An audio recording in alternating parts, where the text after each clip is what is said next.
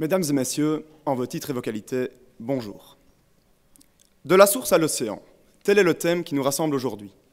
L'eau, source de toute vie, pourrait d'abord paraître hors sujet dans le monde estudiantin si on s'en tenait uniquement aux études de fond de la presse, concluant que nous, étudiants, ne sommes pas de grands amateurs d'eau.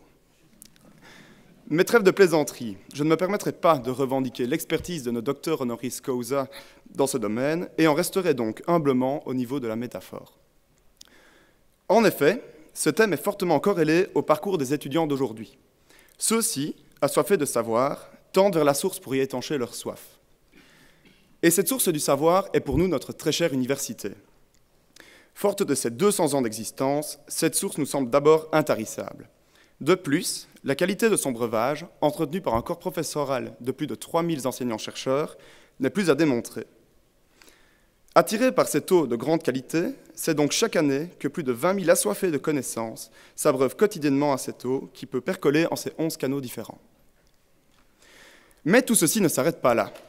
En effet, l'étudiant alimenté par la source est lui-même appelé à sourdre en petits filets anodins, puis en ruisseaux, enfin en rivières et en fleuves, pour enfin, après un long cheminement tout personnel de 5 ans, et parfois plus, se jeter dans l'océan, marquant ainsi la fin de son apprentissage et le plongeant dans les profondeurs de la vie active à laquelle il se mêle pour l'enrichir.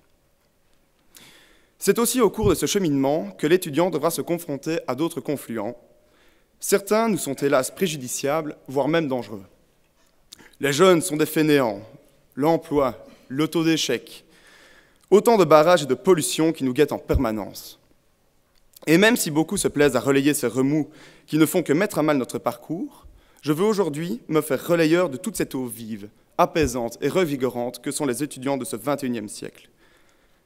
Parlons plutôt de ces partenariats noués par l'université à l'international, de ce premier satellite belge créé par des étudiants et des chercheurs liégeois. Parlons plutôt de Nafissatou Thiam, cette étudiante de l'ULG, qui a offert l'or olympique et la fierté à notre nation, prouvant ainsi que la détermination mêlée à la passion et au travail nous permettent réellement d'accomplir des choses extraordinaires. Cessons de toute urgence de nous laisser bercer par le négativisme et soyons des vecteurs d'enthousiasme, d'émulation et de fougue, car, sans être prétentieux, mais encore moins faussement modeste, c'est bien à nous, les jeunes, qu'il sera demandé à terme d'être source qui abreuve.